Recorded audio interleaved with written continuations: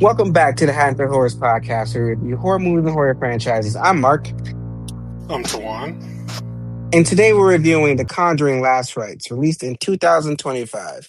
Directed by Michael Chavez, screenplay by Ian Goldsberg and Richard Nye, and David Leslie Gordon Goldrick, and the story was by James Wan and David Leslie Johnson Goldrick. Wan, give the people the plot summary. In 1986, paranormal investigators Ed and Lorraine Warren traveled to Pennsylvania to vanquish a demon from the Smurl family's home. But before we get into our discussion of said movie, let's go through some Haddonfield headlines this week.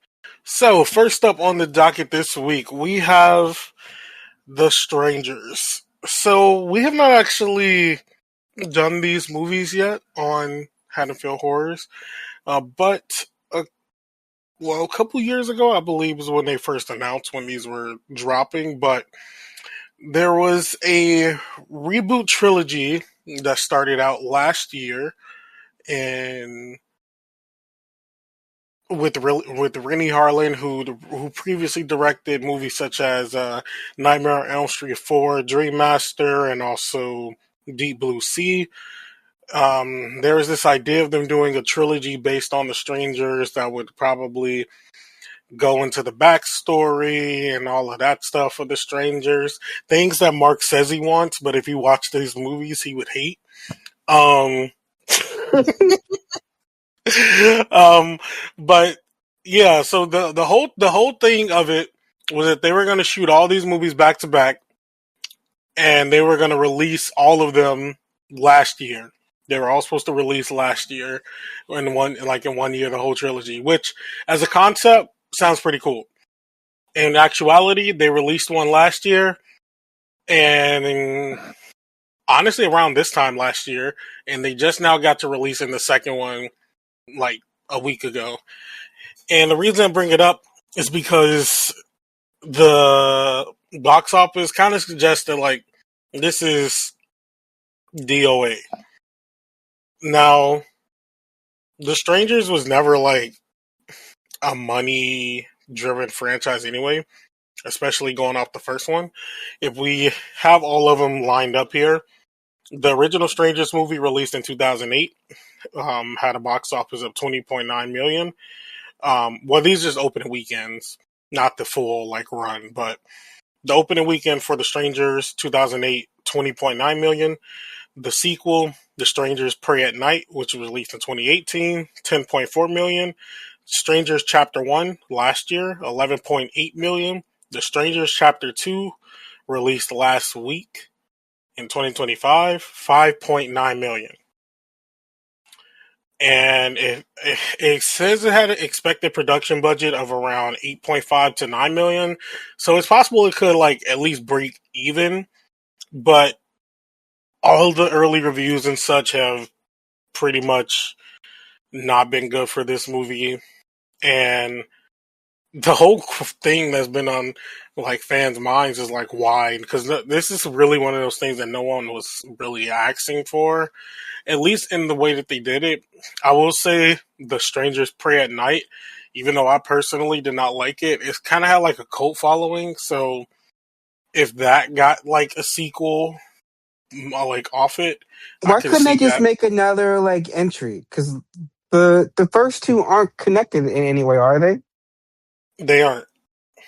So they could have just made a sequel and just had it like he could have still had his trilogy, but his trilogy could just been based off these next sequel. There was no need to like reboot the entire movie, the entire franchise like Well, that. I guess reboot is just. I don't know if reboot's the correct word, but I guess it is a reboot. But also, there But isn't really. It's not really. unless he's We're not really doing rebooting anything though, because there wasn't like even the sequel to Strangers Pray at Night was his own thing. So, I mean, I guess that could be considered a reboot as well. But so he's just doing what I was mentioning. Like he just came back and was like, we're just gonna make more of these movies, but these next movies are all gonna be connected, even though those first two movies weren't. I mean, yeah, that was his plan. I never saw it. I remember the promotion for the first movie, and I saw all the trailers, and it looked interesting. But then I never got into it. I never got around to watching that one or Strangers Pray at Night. That's Strangers Pray at Night is the one I always saw or heard about more so than that first one. And I didn't see the one that came out last year or the year before that, and I don't plan on seeing this one. I don't plan on seeing any of these movies until I begrudgingly have to watch them for this show. Yeah, so it's kind of weird, this like those situations around these movies. Um, but yeah, it looks like they're. I mean, part three is already filmed, and so they're probably still just going to end up releasing it at some point down the line. Um, It'll probably just go to streaming. maybe, maybe not. I guess we'll see. But yeah, it's just kind of like a weird anomaly because honestly, but the worst part about it is just like the story and writing. Madeline Pesh, who's like the main like final girl in this whole thing, like she's doing a good job with what she's given, but Is that the redhead from Riverdale? yeah, Okay. and yeah, she's doing a good job with what she's given, but everything else in this it just gives just slasher tropes, and I don't know, it's just very boring. I think if they were going to do this, like they probably should have got some fresh talent in there to like take a swing at this because this, yeah, it's not giving. I personally haven't seen This is the chapter same two, team who did the first ones? like first ones as in the 2008. Yeah. Like it's the same No, team? Oh, no, no, okay. no, no. This is so far gone from that at this point. Okay, so Um, it's not the same creative team and whatnot. no, yeah, Rennie Harlan Okay. had nothing to do with the original movie. Really? Wait. It's just clicking to me that you I saying I that said there's he did I Dreammaster and Deep Blue Sea. okay. I missed that part because hated that movie. I blocked it out. Blocked out his name. I will say I do like Deep Blue Sea, but that's like a nostalgia thing. That 100%. And that's the only thing it could be. All right, chill out. Because I'm gonna be honest, this type of trilogy is the stuff that you be asking for. Yeah, but as you said, it's the stuff I asked for, and then immediately be like, "Why the fuck did you do this?" So, would I enjoy it? Probably not, because the first one is very fucking dull. Um, I will say the marketing for this movie has been really fun though, but that's mainly just Madeline I Pesh I doing her have best. been seeing the marketing. I have been seeing her, but I She's always been kind of fun mix. with it. Okay, I'm gonna have to. I will watch it for sis, but I ain't gonna do that. I mean, we're eventually gonna do the movies anyway. I know we're eventually gonna do a bunch of movies I don't want to watch, but ugh, I'm still dreading the day we have to do all 15 of those Children of the Corn. Who's we? Oh, At that's the crazy. very. Oh, we are not about to devote like a half a year to Children of That's a the lot of movies. Corn. But Someday, someday. yeah. So the Strangers Chapter 2 not doing good as of right now. It sits at a 17% critic score on Rotten Tomatoes and a 57% audience score, and the audience is like everything. Damn. Yeah, but moving on. Um, this isn't like really news, but just a little something for the peoples. The Substance, which starring Demi Moore, which is one of our favorite movies of 2024 on the How to Feel Horrors podcast, is now Yes. streaming on HBO Max this October. So if you want something to add to your horror movie lineup this month, definitely check that one out. We highly recommend it. Um, About time. I got tired of trying to look for it online, and it was just on fucking Mubi. I mean, it makes sense though. It's their movie. Yeah. Oh wait, it is. Yeah, movie did the distribution for it, if I'm not mistaken. Oh, I didn't even know that. Yeah, That's so that's actually why that's why I was on their platform like first and okay. for the longest. But That yeah, makes sense. currently, yeah, but now it is on HBO Max, which there are a lot of other movies that are popping up on there. Um, I know Final Station Bloodlines is still on there. You definitely catch a lot of other I just good. rewatched that one recently, actually. No, I did too. I guess since we're on the topic of it, and I have it up in my face. Just a couple other things that are on there: The Nun, Alien Covenant, HBO Max, Hulu is getting Evil Dead 2013, which marks a watch because we're eventually going to watch those movies. Um, Waiting until then. Ready or Not, which that has a sequel coming out next year.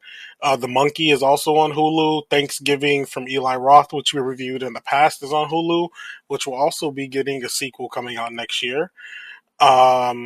On Netflix, they're getting Anaconda, which that also has a movie coming out this year starring Paul Rudd and Jack Black, which is a horror comedy I'm very confused about. Um, Paramount Plus, Annihilation, Paranormal Activity 1, 2, 3, 4, 5, and the Mark ones. Shutter Island, Zodiac, Halloween 2, Peacock is getting The Faculty, Happy Death Day, Ma, Texas Chainsaw 3D, which was trash, Megan 2, Prime Videos getting Texas Chainsaw Massacre 2, and yeah, Tubi is getting Strangers Pray at Night, Halloween H2O, Priest, Slice, The Grudge 2, The Omen, and Ouija Origin of Evil, which we very much recommended on this podcast because the first Ouija was not good, but that prequel, very good. Moving on though, in an upcoming movies called The Astronaut, starring Kate Mara, has been revealed with the recent trailer. Me and Mark checked out the trailer this week, and we're kind of looking forward to this one. If you all have not heard of this movie, here's a short synopsis. When astronaut Sam Walker, played by Kate Mara, crash lands back to Earth, she's discovered alive in a punctured capsule off the. Let me read that over. When astronaut Sam Walker, Kate Mara, crash lands back to Earth, she's discovered alive in a punctured capsule off the Atlantic coast. General William Harris, played by Lawrence Fishburne, places her in a quarantine under strict NASA surveillance for rehabilitation and testing. But as disturbing events escalate, she begins to fear that something extraterrestrial has followed her home. So it seems pretty interesting. I'm excited. Yeah, it looked really good. I actually hadn't heard of this until the trailer just dropped like nowhere. Same. That shit just kind of just snuck up on me. I think I was just like, I think you sent it to me, and I was like, what the Yeah, fuck is this? I didn't know Kate Mara was back acting. Last time I saw her was Fantastic Four. she did something after that. The last time I saw her was Fantastic Four. The last time I saw her.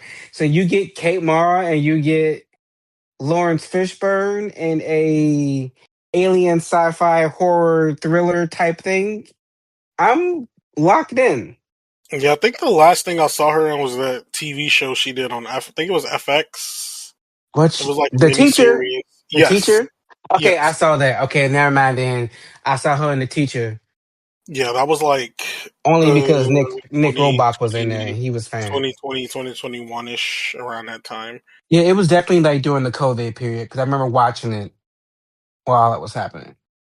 Yeah, so yeah, this movie seems pretty interesting. If you all haven't heard, definitely look at the trailer for it. It is just called The Astronaut, but it seems interesting. I like a little sci-fi horror. Plus, this like just the general premise of it, like it's giving more like a paranormal vibe than like bringing back an actual like physical alien. Like I don't know. But So see, watching the trailer, I was kind of like, if they do, There's one way they can ruin this movie for me, only because I can see them doing it, where we go the whole movie with what you said in mind. It's paranormal. It's paranoid. She's not really just. She's making it all up. She went up there. She went crazy. There is no alien. She making this shit up. She lost her fucking mind. And then at the very end, we discover, oh, this bitch is telling the truth. An alien's actually here, and nobody believed her. If they do that, I will 100% pass on this movie and be mad. Well, I guess we will find out because me and Mark will probably go be saying it together. Yes, because I Um, definitely want to see this. I don't know. It's mostly because like I heard nothing about it, and it just like popped up when you sent the trailer, and I was like, "Where did this come from?" Like I heard nothing. yeah. Also, I didn't know that she was married to Jamie Bell. Yes, she made they started hunching after they did Fantastic Four. He was playing a thing, and then she wanted his thing. I see how it goes, sis. I don't blame you. Well, at least something came out of that. He did. Hopefully, she did too. Moving on, though, this is something that So I'm at this our next one talking about. I didn't even know that this like happened until I saw like bits of it on Twitter, and then looked for an article on it. So the movie Together, that one starring Allison Brie and Dave Franco, released a bit earlier in the year. It was released in China, but they used AI censorship to swap out one of the actors in a scene because they were a gay couple during a wedding. Were they being like sexual? Were they holding No, like? Were no, they kissing? literally, no, none of that.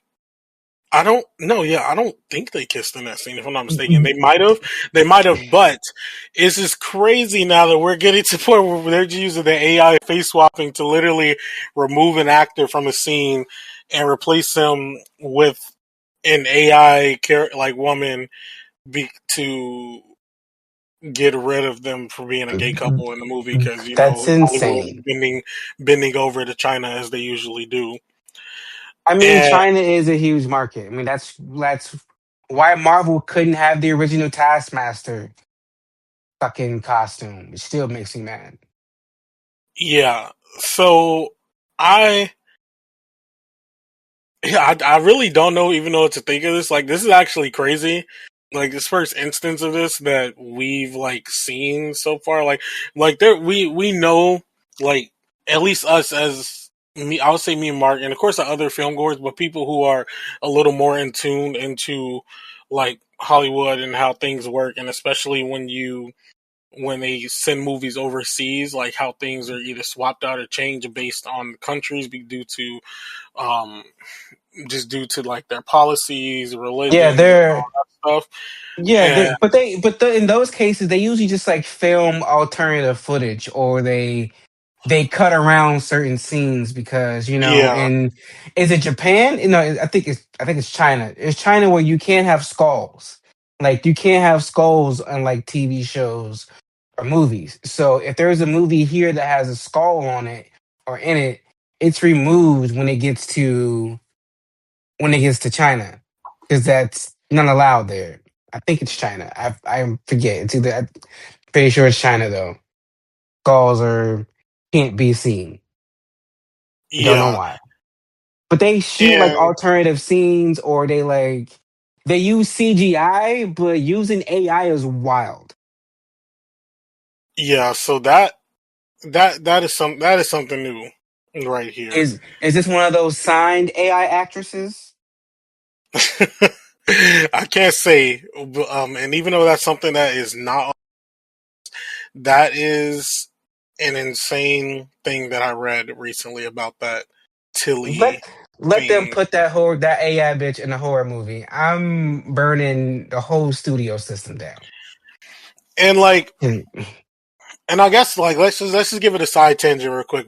What's weird about that on two parts? One is where they're using like fake person. They're saying like they're giving her like a personality and a backstory and all that stuff. Blah blah blah. Like you're using that over real talent who can use the jobs. But what's even weirder is like some of like the fake like not footage, but there was like a video that the A creators commercial. yeah, the commercial that they like made for the Tilly thing, and like you could, there were the like fake like studio representative was like, we can put this girl in anything and make her do anything we wanted to. That's even more fucking weird to me. Like, of course, like the first like AI thing they make is a woman that they can fully control and keep at the same age forever. Because of course. And also like that, okay, but then it's like you want to cast this AI person in real movies. So now actors aren't the person who's acting in the scene with this AI creation isn't giving a good performance because they're either acting against somebody who is dressed up with a bunch of dots on their face so they can take her out, take that person out the scene so they can insert this AI person into the scene. Okay, but then when you're having this scene, what if the interaction doesn't make sense? What if the chemistry isn't there? If I'm watching some deep drama, thriller, romance crap, like and the chemistry ain't there, it's gonna piss me off because why is this AI person here? And I don't know if anybody like listens to those AI artist who has a full length album. I listened to this one AI artist and her album, and the songs were just they felt soulless. Like it was nothing there. It just felt empty. Like every song just felt it felt like nothing. It felt fake. And you now you're gonna put that in movies. There are Yeah, people are like, well, they won't have to do well, it'll be more cost effective because they won't have to pay these expensive Hollywood actors. And the actors are just being greedy. I'm like, it's not just an actor. If you have an AI person in a movie, you don't need the lighting guy. You don't need the microphone guy. You don't need the people, the on-set producers. You don't need hair and makeup. You don't need the food catering. You don't need the fucking studio, honestly. So everybody who works for the studio or the set, they don't got the fucking jobs. Like you literally, this AI actress person, it could be a ripple effect that will a lot of people could lose their jobs because and I, if you can just do everything around the fucking AI person, what do you need everyone else for? You don't need a production team. yeah, and I think what to another two things that kind of like piss me off about this is, you have some people with the argument of like um comparing this to things such as like gorillas or like a Hatsune Miku or even like Huntrix in the damn K-pop Demon Hunters movie. But I'm Wait, like they but I'm like have they're but I've seen people try to make the arguments like these aren't real things, but we're still like listening animated. to. But I'm like they are, but these things are made by humans. Like the interactions, like these are like humans that are creating these type of things. Like there aren't like the AI is not creating the music that was in fucking K-pop Demon Hunters, and like the even though like on the charts it reads as like the band from the movie Huntrix because that's technically like who made it, quote unquote. But there were three singers, real singers behind putting that together, real writers behind putting that together. The fucking gorillas, those are people who actually make the music. They just have characters portray the band. Like it's not it's not AI. That's like a whole like thing Yes, in on itself. those singers they came up with their own personas. They had people go and draw them. They had people go and animate them. But then those same singers are all the people you when you hear the fucking animation singing, it's coming from actual people from the band Gorillaz. Like when they go on tour, they're on stage as themselves as human beings. This bitch can't go to press conferences. She can't give you no signed autograph because she ain't real. And another That's thing like is that's like saying cartoon people on people who do like cartoon anime. Yes, they are voice acting. The fucking animation isn't the fucking. I'm over it.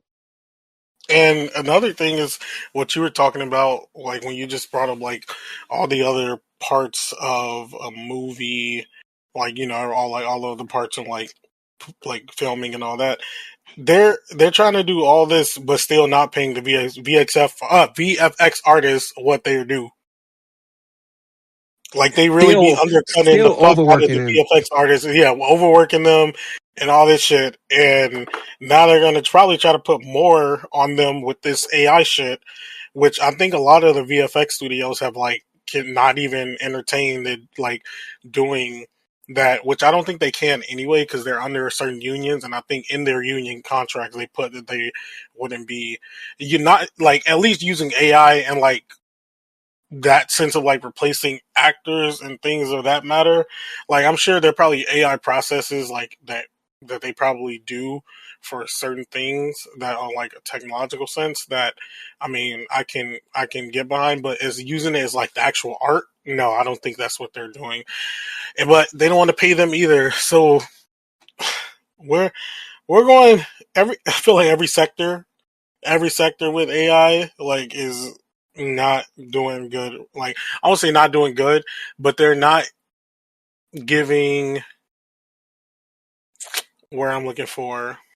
They're not thinking about the bigger ramifications. They're not thinking like, oh, Yeah. this might come for your job one day, because you can go from AI actress to AI CEO of Disney. Yep. But that was a tangent from us regarding the AI based on that. But it's very weird though to see that censorship is just is so like they're not using AI to censor out like gay couples and stuff in movies. Like we know it's a thing, but yeah, that's pretty crazy. Moving on though, another trailer that was released this week for The Bride, which is Maggie Gyllenhaal's spin on The Bride of Frankenstein. I personally am pretty intrigued by it. It looks interesting to me, very visually intriguing, all that stuff. Mark is not, but I wonder why it is. Mark, can you tell us? Well, it's not the Bride of Frankenstein per se. It's the over. I've never of all the classic uh like horror hammer horror people. Frankenstein never did it for me. Him and the monster. They never did it. And I've actually seen all of them. I've seen all of the Mummy movies, all of the Dracula, all of the Wolfmans, all of the Frankenstein movies, and it, it never clicked. I just don't like that entire IP, whether it's directly connected or not. I've just never been a fan of the Frankenstein monster. Can't get into it. Not even with the Okay. Adams family. Yeah, I'll say for me, I don't have any say on that. Like, I won't say I'm a stan of the classical Universal monsters, but the new take on this looks pretty bold visually. I like Jesse Buckley. I like Christian Bale. And of course, Maggie Gyllenhaal had to put her fine ass brother in the movie as well. So, Like I'm gonna definitely watch it, and we should watch it together. But like I'm going in with like nothing. even though this isn't, I mean, it was a little bit related. Are you going to see well, it's going to be on Netflix, but the Guillermo del Toro Frankenstein movie, are you going to watch that? Of course, because it's Del Toro. Yes, and Oscar Isaac is in it. So, I mean, why wouldn't you want to watch Yes, like for Del. Like I, it took me a while to like warm up and like Del Toro, and even after the Fish movie, if it was that called. Shape of Water? Yeah, even after that, I was still kind of warm on him. I think it was the Pinocchio movie where I was like, okay, let me go back and rewatch everything with like a different perspective. And now I'm a fan. Now, if you put Del Toro on it, I'm gonna watch it. Okay. Um, Lastly, on our headlines this week, and this is just for me because, like, I just needed to talk about it. Scooby Doo on Zombie Island is officially coming to Blu ray. I've been It's a waiting. I love that movie. That is the best Scooby Doo movie besides Cyber Chase, which I loved. Cyber Um, Chase is definitely always number one. but like something about the actual monsters in Zombie Island like being real in that movie was like crazy. I remember watching as a kid and like they're like, "Oh wait, these are real zombies? Hold on." Like they just leveled the game up. Like what are you talking about? I definitely feel as though we should review this one down the line because it's like it's probably the only Scooby Doo property that is actually scary. Like even as a kid. Um, I honestly, I would love that because I remember when them bitches turned into, they turn into witches or cats or some shit. oh Whatever yeah, they yeah. had, whatever they turned to. I remember being a kid and I was like, oh no, the gang fucked up. Hmm. It's like, wait, I like Scooby. Y'all ain't gonna make it out. That's what. Yeah, so later on this month, on October 28th, there will be a collector's Blu-ray edition of it releasing. I will definitely be purchasing this one. Um, yeah, I mean Scooby Doo is iconic. Like you can't. I feel like everybody loves Scooby Doo, but And there's yeah, so something many eras of Scooby Doo, and I've it sadly is, seen all of them. and something about that um like Zombie Island. Like if you're a fan of Scooby Doo or if you've never seen Zombie Island, I would definitely watch that one. Like even as an adult, it still like just holds up as a really good movie, just because of like they kind of took the characters like slightly more serious in this one compared to some of the like other movies that they had at the time for like the franchise. Now as years went on, I think the Mystery Incorporated show, which came out some years back, that was like that's kind of like the best take on all the characters, I will say. It's But been downhill since then because that was the. I feel like that was the oh, best you watched it too? depiction. Yes, that's. I feel like that Yeah. was the best depiction of like a mature version of the original because it felt like the original. The crew. It felt like the people.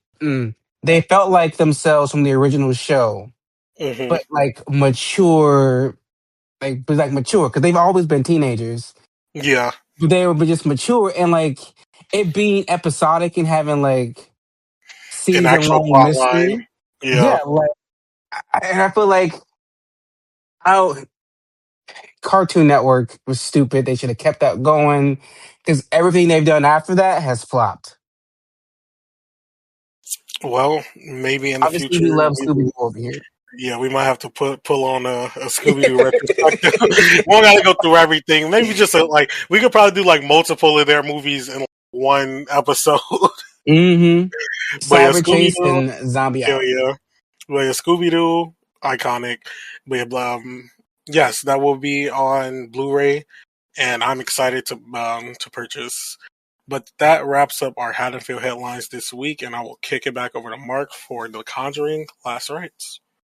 Well, The Conjuring Last Rites. This was the long awaited Conjuring movie. I honestly like if they would have ended it after The Devil Made Me Do It, I would have been okay with that. Even though I liked The Devil Made Me Do It. I did not. But but this one came out.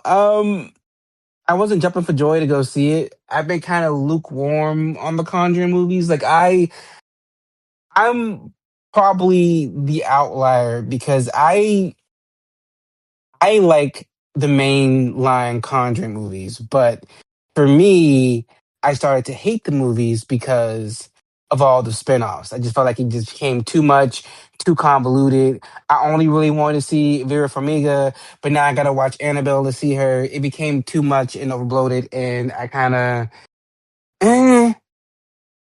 But I went to watch this movie because I knew we had to review it, and I didn't hate it. Now, there are parts of this movie well, I was like, I need y'all to be so for real, but we will cover those. But like overall, it's not a bad movie. But I also will preface that me being a documentary lover, I have seen most. Well, actually, I've seen all of the material, like the real life material regarding this case and these people, and this movie left so much out. I think that's a good thing.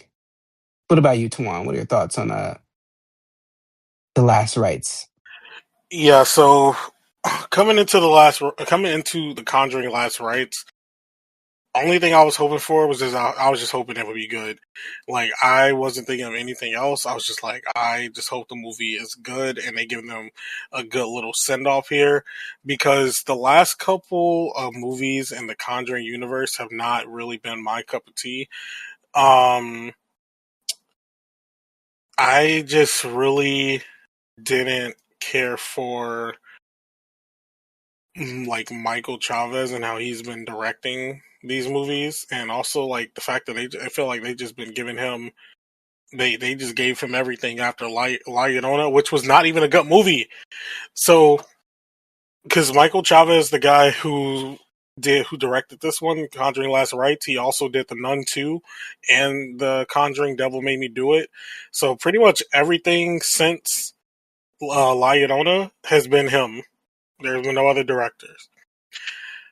And I don't know why, because like nothing to his style like is he just gives blank slate energy to me, which probably works for the studio because they probably could just tell him what they want him to do and he's going to do it.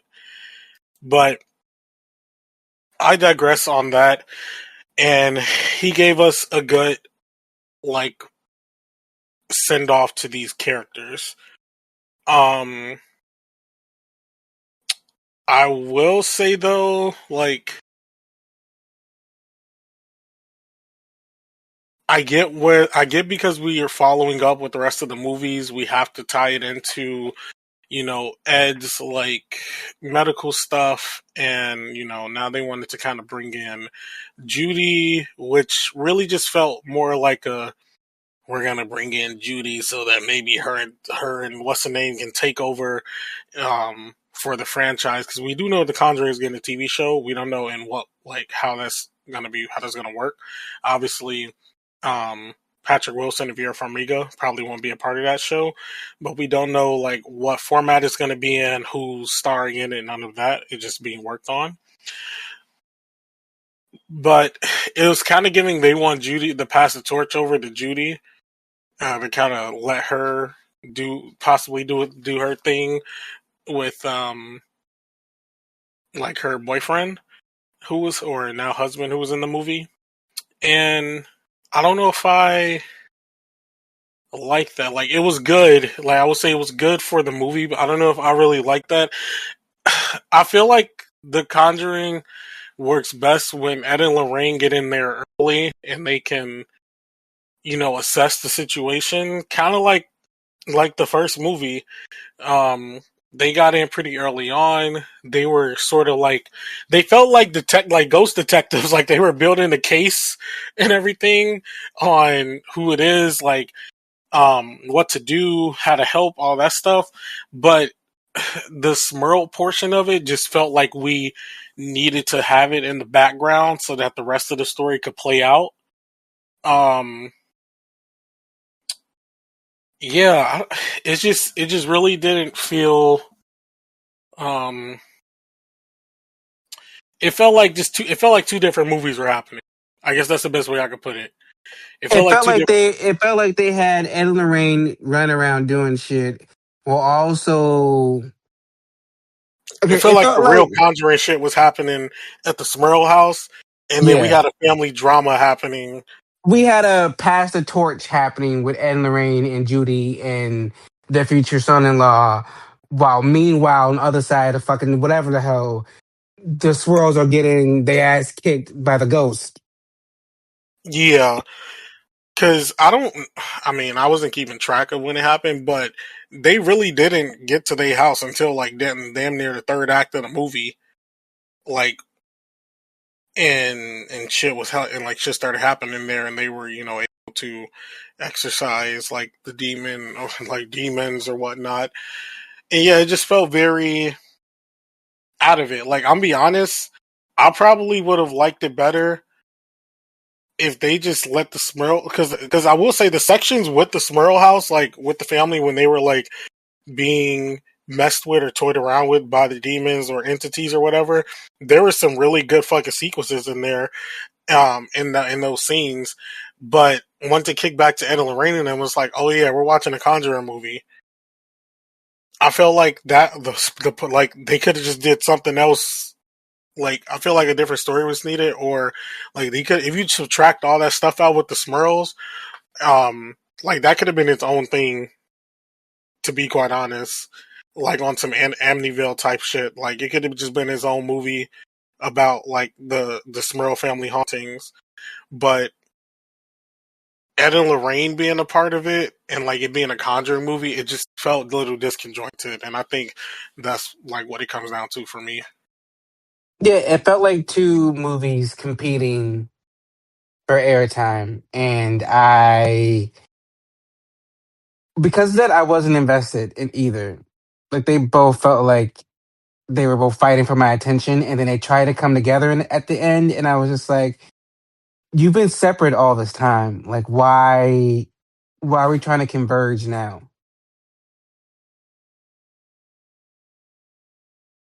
No, yeah, that's fair, and I kind of get that too. Which it's still like, I hate it because like I did like a lot of parts in here and some of the setup that was going on, but I was in the back of my mind, I was always thinking like, okay, this I know this is the last one, so like, how are they gonna wrap this up? So I wasn't like, I don't think I was fully invested in it because it was like a send off, which in other instances for a movie, like that wouldn't be an issue. Like, I mean, I want to. It's not the best example, but I would say going into like an Avengers Endgame, my mind is like, okay, this is a wrap up for this like era of the MCU, and we're going into a new era. But it felt like a good wrap up for what was currently going on then. And I mean, this honestly, this feels more like just a good wrap up for Vera Farmiga and Patrick Wilson more than anything. I Which mean, I I think feel, is the point. I think that's actually yeah, the point of the movie. I think it's like they market it as, oh, this is the last Conjuring movie. But I'm like, okay, but you're not saying this is the end of the Conjuring universe, but we're gonna need a to keep needing the thread, so we're just gonna pass it on to Judy and her husband. And I don't know if the TV show is gonna be about them. God, I hope not. I love Ben Hardy, but old girl can leave it. So I'm just like, I don't I like. mean, he never I kept the think that's same the Judy issue. twice. They have that the young Julie was she young Julie was Judy was the same actress for the trilogy for the original Conjuring trilogy. That's the same girl. That's the same girl. That's the same girl, but she wasn't Judy in Annabelle Comes Yeah, that Home. was McKenna Grace. Yeah, because Judy had to be older, and because now this movie is set like I want to like say 8 to 10 years after the third movie or whatever the fuck. This one, that's why they had to go older for Judy. But she played Judy the first three movies. Hmm.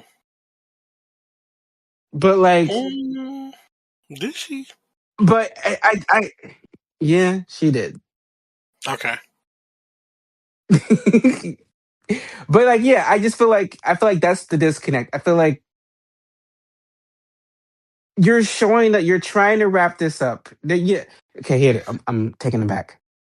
The thing is that is missing for me is that they were trying to do three different things in this one movie: wrap up Ed and Lorraine, push Judy and Tony to the forefront, and then have the Smurls getting haunted.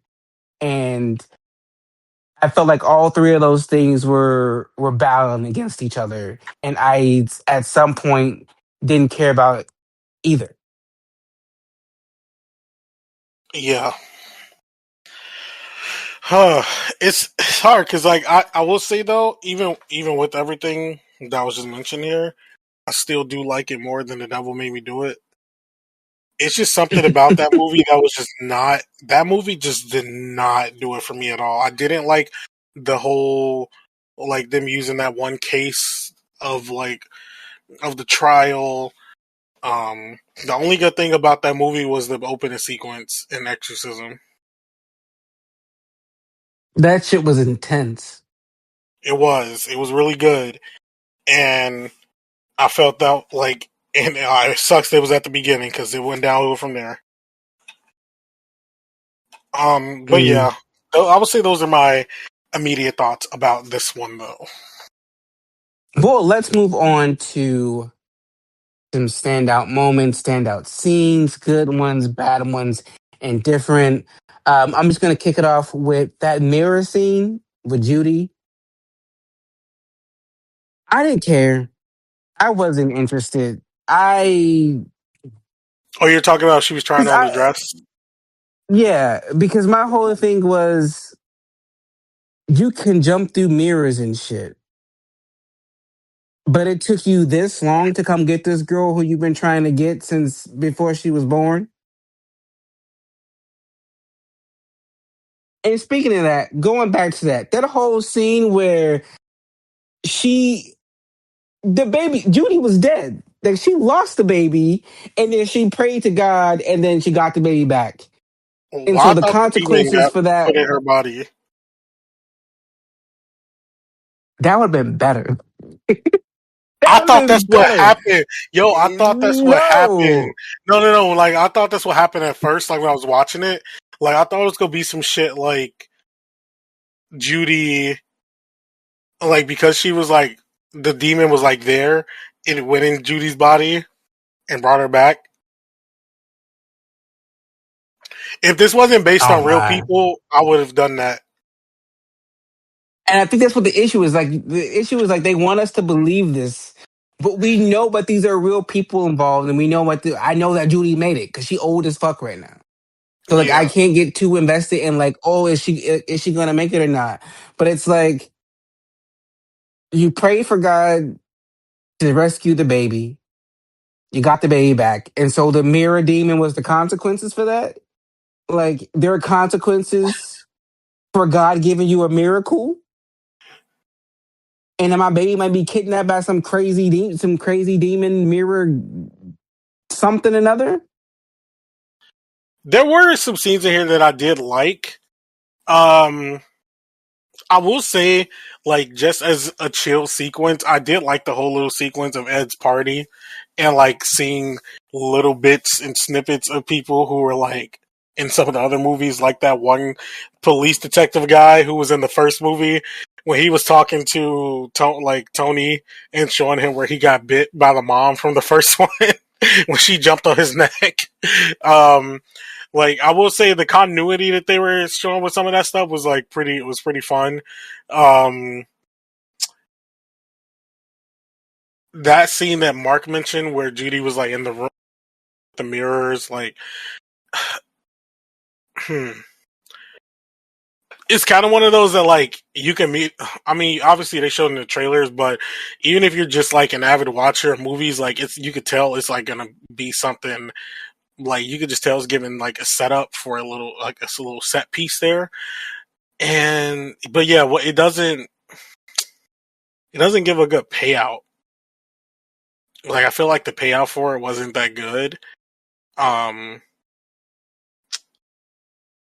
another scene. Now one okay, I think one scene that I liked that probably was like the best like scare scene. Not that it I mean not that it really scared me, but a good sequence was when the daughter was watching back the video of when the candle got blew out on the cake. Mm. That Mm-hmm. sequence was really good when she was watching it and she stopped to look see like the entity in the background of the footage and kept replaying it to try to fix it and fix it. Then it went out and she looked up and saw like what she thought were the eyes staring at her. Then the light pans over and we see it was just like furniture or whatnot. But then it pans over again to the background. We see that big ass axe on the table. That big dude just pops out of nowhere. That was a really good fucking sequence. And that's the thing I think with Michael Chavez is like he does some of these sequences like really good. Like That sequence was really good.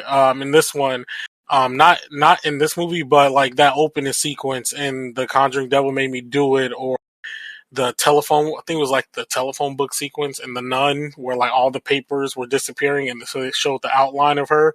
Like he does so like some really good stuff like that, but it's the rest of the movies that kind of like does not really hit. Um, I feel like he should be co-directing with somebody else, but that's a tangent for another day. Um, but yes, that whole sequence that was really fucking good. Um, the whole thing with the mirror at the end, I don't. Well, I was. It was kind of. It was funny to me. It was kind of funny to me. Like I don't know. If, like it wasn't really giving. I felt like they wanted it to be climatic, but it wasn't giving climatic to me. I was the only person I felt bad for in that sequence was Tony because his leg got fucked up in that sequence. When that mirror was like pushing back on his fucking leg and tore into it, but that was crazy. Um, but yeah, I don't know. Like it did. It was kind of anticlimactic to me the way that it was ongoing. It feels weird when it's not like a physical person or being there. Like this inanimate object type of thing is not really giving. Like if instead of like the mirrors, they had to like do something against like one of the entities or demons, or even Judy. Like Judy got almost I don't know why I want to say infected so bad. Judy got possessed. Judy got possessed, and like why didn't they, like I feel like they should have been able, they should have used her instead of the mirror. I don't know. The whole mirror thing, it just didn't really, it wasn't selling to me. What did you think about that? I hated it because it made no fucking sense. It Like was not giving. this old mirror, like it got trapped in the mirror or whatever, and then this family gets the mirror, and now they're being haunted. But like the mirror part was just dumb. Like I get that they needed a reason, but not even that, because like the past movies, there was like no like object that like made them like draw them to people. Like I just don't. I didn't like the mirror because it just didn't make any sense. And I'm trying to come up with I can't even come up with reasons to why the mirror didn't make sense. It just didn't make any fucking sense. Like it was annoying. Like why are they being chased through mirrors? Why? Yeah, like you said, why couldn't she just be possessed? All the last movie, somebody was possessed. Don't fix what ain't broken. Don't try to do no new shit because they're making no sense. You could have just had Judy been possessed, and the demon could have been dormant in her head or whatever all these years, and then all this crazy something happens to her. It, it could have been. It could have still been with the Smurls. She could have been there helping her, like just there by happenstance. Like y'all rewrote the fuck what happened anyway. It could have been happenstance, and she saw something or heard something, and then the demon woke up and was just wrecking havoc all over the place. That would have made more sense. But them having to constantly glance at mirrors or talk about the mirror, like it threw it off for me, and I didn't like it. Also, they didn't use the mirror to its full advantage to me. Why would nobody look at it? It showed them like a demon person. They only used that like once. Yeah, like right, Um, like why even design that fucking thing if you were just going to like not even barely use it? yeah, it wasn't that whole thing. Yeah, it wasn't really connecting for me. Um, one sequence that I did kind of like was the one with the priest. When he ended up like hanging himself, like the lead up to that part was like really good. Always, I don't know why I always like when the sound just drowns out and the character notices and they're like, "What the fuck?" and some creepy shit starts happening. I always like that. Um,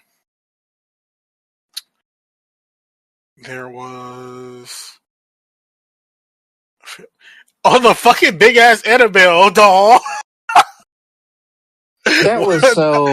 That was so random. That was so random. Like, Like I get it, but like, like when I saw that, I was like, "What the fuck is going on?" And it's like, yeah, I get it because like we know as like fans of the franchise, Annabelle been fucking with Judy since the first movie, so like it makes sense. I mean, I don't see how she wouldn't be afraid of Annabelle after all those years, even with what Lorraine has taught her to like block out the demons. Um, and like if you're a kid and Annabelle start fucking with you, I'll be scared as hell over that damn doll if I was little, especially Mark, because Mark don't do dolls. mm, mm. But yeah, that scene was kind of crazy. Um, and I guess like at the end, like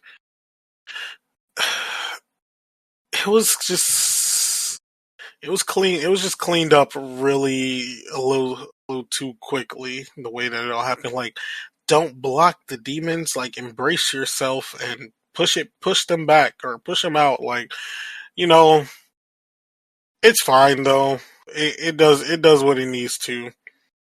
And I guess to close it out on this part, the little wedding scene, having like all the characters from the past, all like in the background of the wedding chapel, like the mom from the first one. Which, first of all, I would not invite her ass to my wedding. Her ass got to stay at her Mm-mm. place. She got to stay back. Even though we helped exercise it, I don't want to see you no more. I saw the daughter and the mom from the second movie. They had the lady that played Valak in the background, looking regular. Um, they had the cute Asian guy. Um, yeah, almost as well. Almost a Specs, but Wrong franchise. I know James Wan was actually there. He was there, He and was. He was. like, but yeah, that was it though. As far as scenes, I liked or dislike. Um. Well, yeah, they didn't have any kills really, so we're gonna skip that. Well, let's move on over to the characters, our little kill list. And first up, we have. Mm, yeah, this makes sense. First up, we have the Smurl family. Um, what are your thoughts on the Smurl family and them being haunted? But the family themselves, like they just, I will say, the family felt like a real family. Like I did kind of like that. Like, and that's why I feel as though if they were in their own movie, I wouldn't have minded because like I felt like the family and like how their little dynamic was like they just felt like one of those working class families in the 80s like 90s era that you would just like see on TV or something like that. Like their dynamics were really good, and then once shit started going off, like they just couldn't afford to leave. I mean, that's what it all came down to. They couldn't afford to like leave their situation. And I will say the two sisters, like, they are so real for like looking at that mirror saying, that shit's creepy as fuck. We should get rid of it. And then actually doing it, Facts. like, They quickly get rid of. They quickly get rid of that shit. Like, now we're good. and I guess that kind of goes into a scene that I forgot is after they got rid of it and it got fucked up in the garbage truck and the glass like was in the girl's like throat. She threw it up. That was crazy. Um, I'll be honest. I don't know what I was expecting from that scene because, like, I thought usually in things like that, when we see a person tries to get rid of the object, it just materializes back in the house. Like I thought they were gonna wake up and it was in there, but when it skipped today and it was like in the garbage truck and it was getting destroyed, I was like, okay, what the fuck is gonna happen now? And then she starts throwing up glass.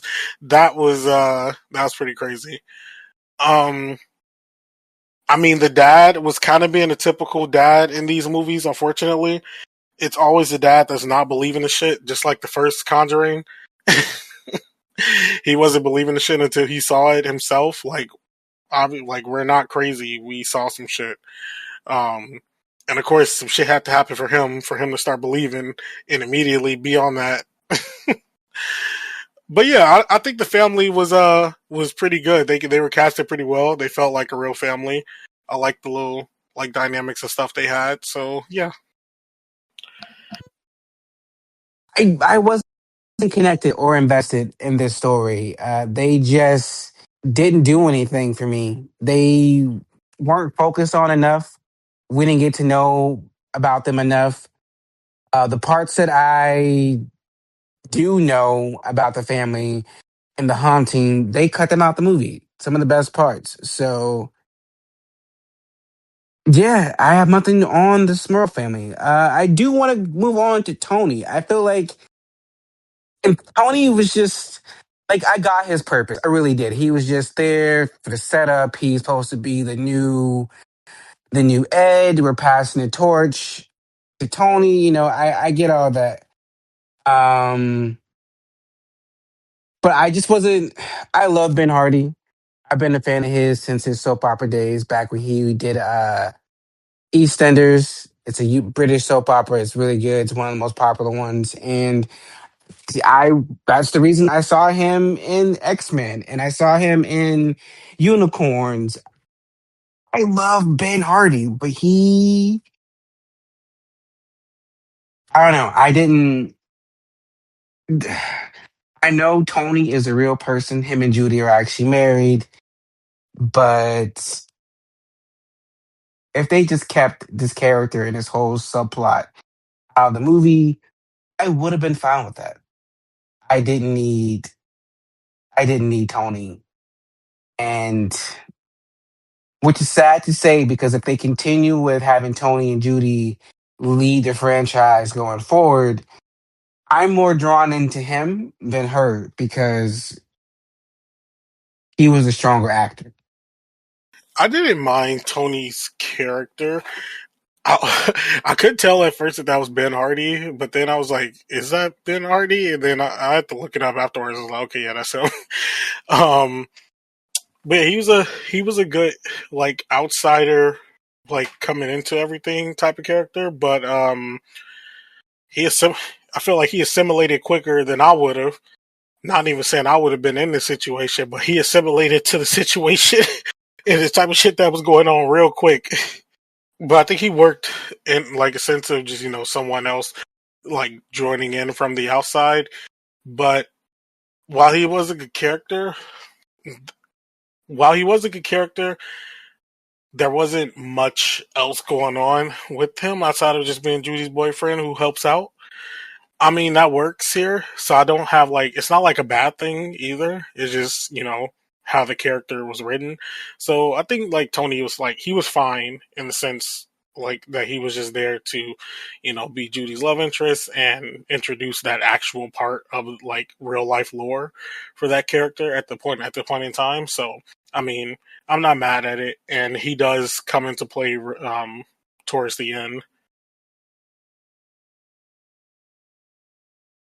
Yep. Well, let's move on over to. Is it ready for that? Well, let's move on over to Judy, the heir apparent to the Warrens' Ghostbusters. What are your thoughts on Judy? I don't know if I really like Judy. Yeah, I don't really think I was feeling that character this much in this entry. Um, I don't know if it was the performance or if it was the way she was written. Yeah, I don't. Yeah, I just don't think I kind of fell in love with the characterization in this one. I feel like this Judy feels very different. What now? Obviously, Judy's been played by like three or four different people throughout this whole like franchise by now, but I feel as though this Judy seems so much different from what we were given in like the Annabelle movie. Now I know that's not a mainline Conjure movie, nor is it the same actress, but the characterization in that one, Judy was like way more. go getter instead of like, oh, I'm gonna hide behind and like hide behind this like little jingle that my mom told me to make the spirits go away. Whereas I feel like the Judy that we had in the anime was like a bit better, like that go around because of like she felt like a mini Lorraine almost. But this one, like, I mean, once we get towards the end, like, she felt more like Lorraine. Like, she was like, or she was looking more into things and trying to dig up stuff. But that whole kind of like hiding behind, like hiding the demons or like shutting them out, like that type of thing, it didn't really feel like the correct characterization. Which, I mean, you can have different characterizations over different projects because maybe certain things won't work in one project as they do another one. And also, like that that Annabelle movie isn't a mainline Conjuring movie, so it can kind of be its own thing anyway, so it makes sense. But yeah, I just don't think I like the characterization this go around. Well, let's move on over to Ed and Lorraine Warren. The final movie, their swan song, and honestly, I'm happy because watching these movies for me is very spoiled because of because I know the IRL facts behind the Warrens, and I know how they were like trash people. But but I love the Warrens in this franchise because I love Vera and I love Patrick, and I am just so glad that we're past and that we're done with this propaganda version of the Warrens because they were pieces of shit. And so was especially Ed. Ed was very, you know what, whole different story. But also in this movie,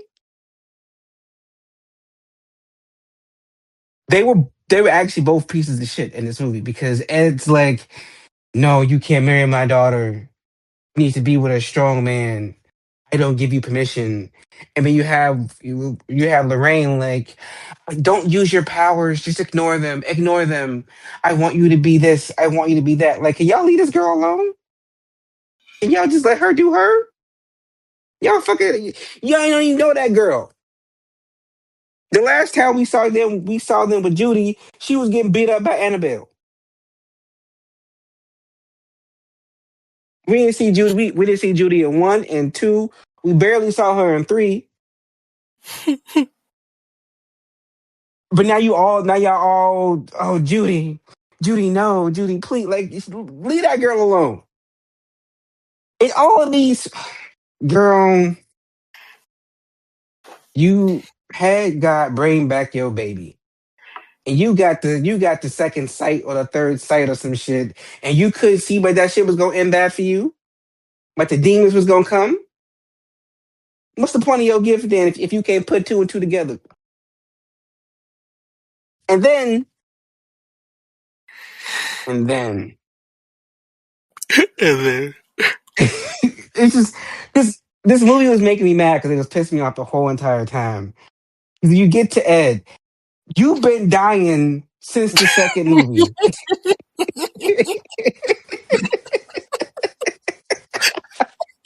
I swear to God, I was thinking the same shit. You've been dying since the second movie, but you still do it. Why are you moving heavy furniture? Why are you shouldn't even don't even jog. Don't even walk fast. You shouldn't be around these demons. That goes through somebody threw the dog across the room, Ed. If he throw you across the room, you done. Like you've been so fragile since she get your ass whooped in the first movie. So I just don't understand why he keeps doing this. Why y'all keep doing this? Obviously, y'all are over the bridge. Y'all are done. Like, like I was just frustrated the entire time with Ed and Lorraine.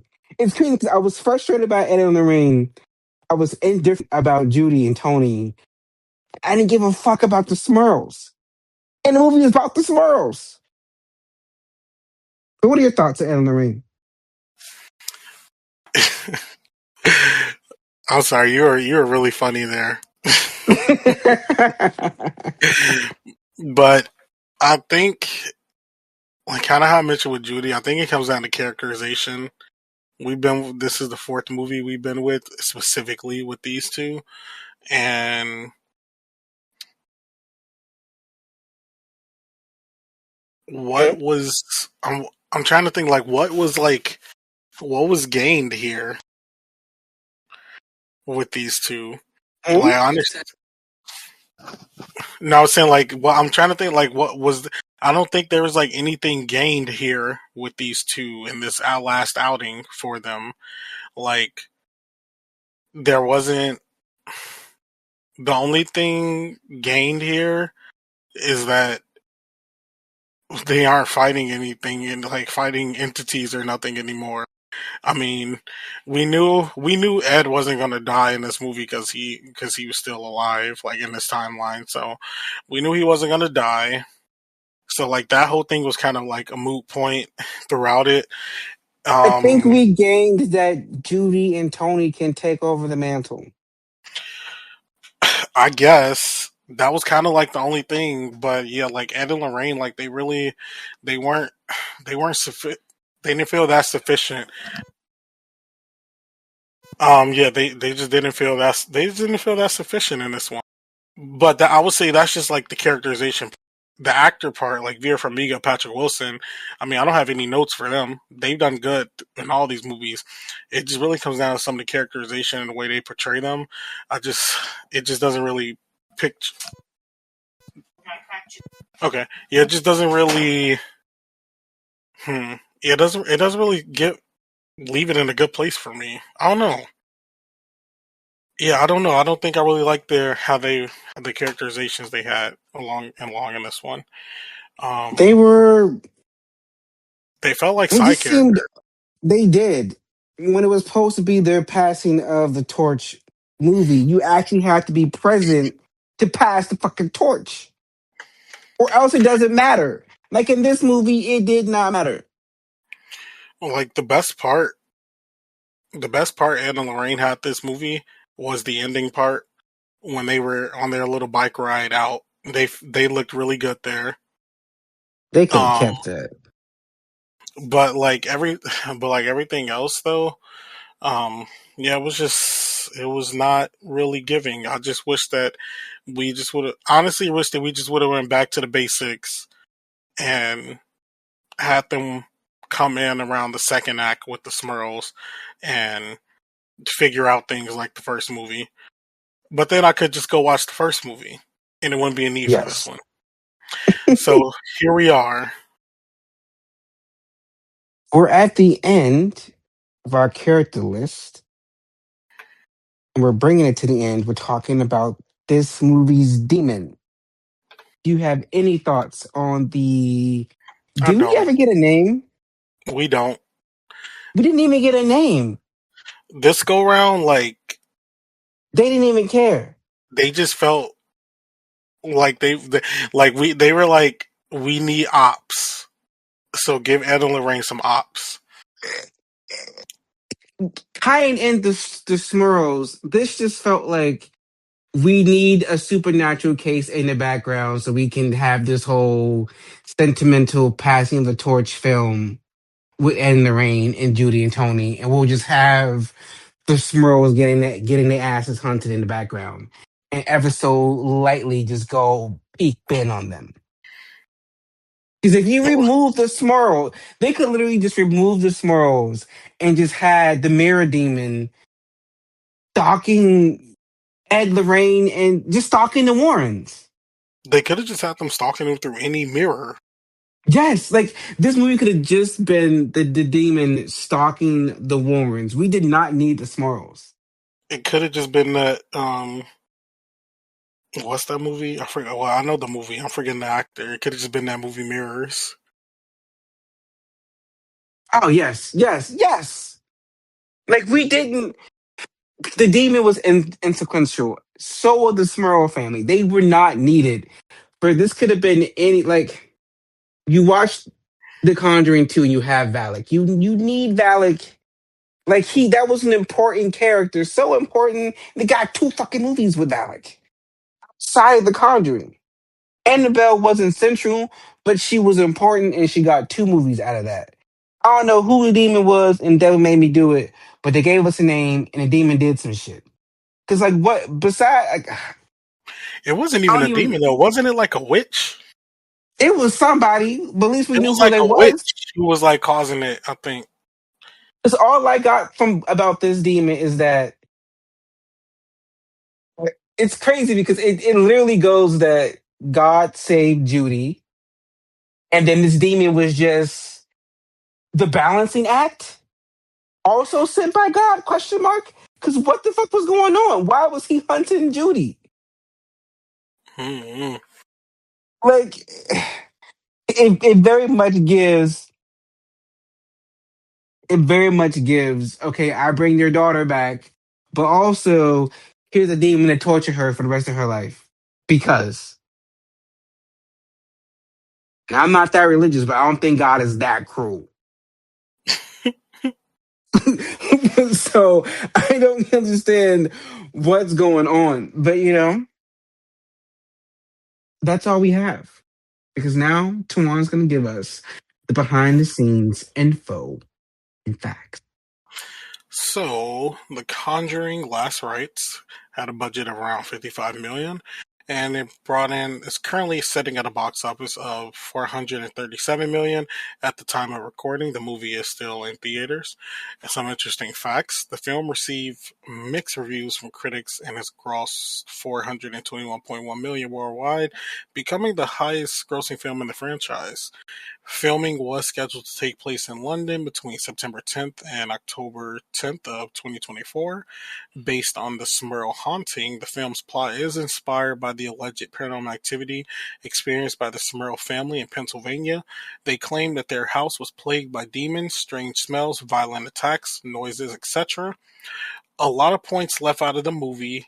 The family also claimed that they were being full on sexually assaulted by the ghost. The haunting was also reported to have lasted 15 years.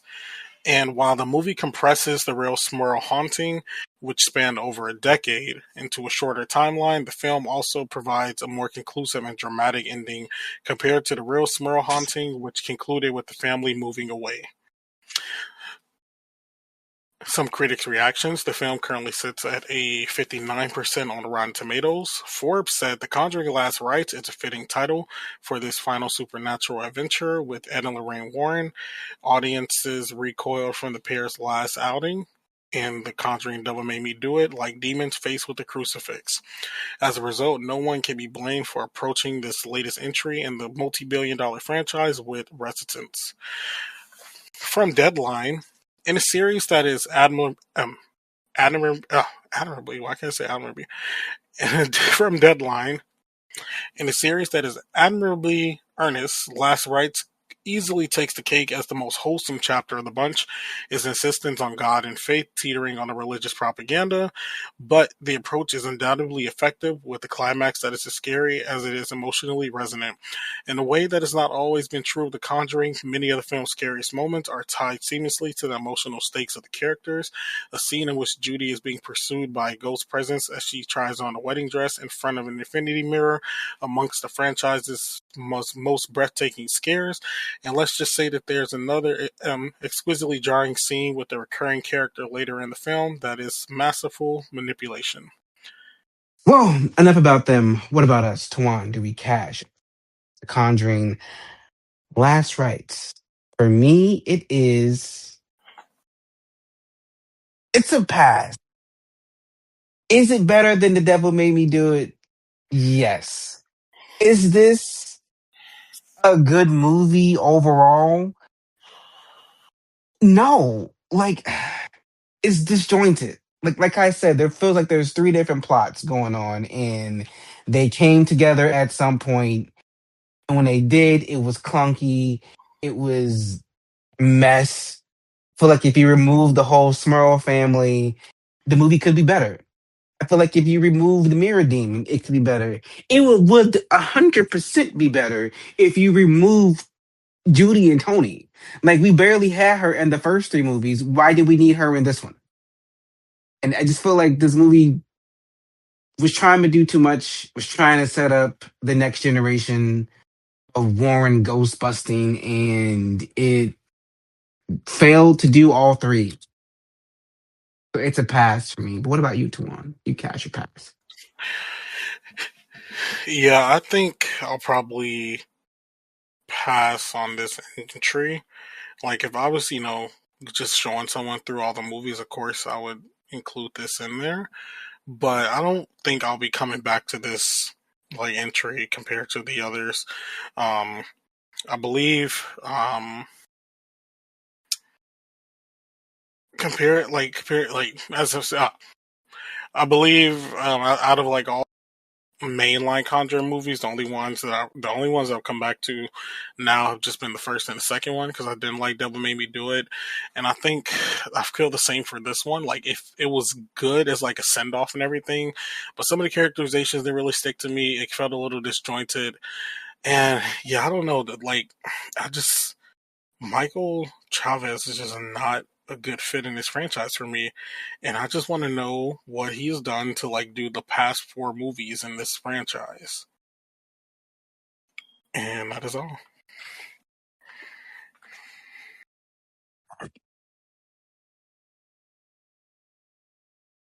It's something I was gonna add, but I forgot. I wonder what it was.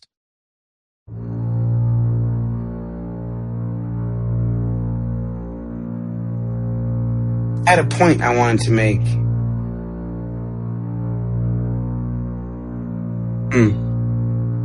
It was about okay. Never mind. Forget it. Well, just like that, we have come to the end. Just like that, we have come to the end of the show. But join us next week as we review Orphan. Night.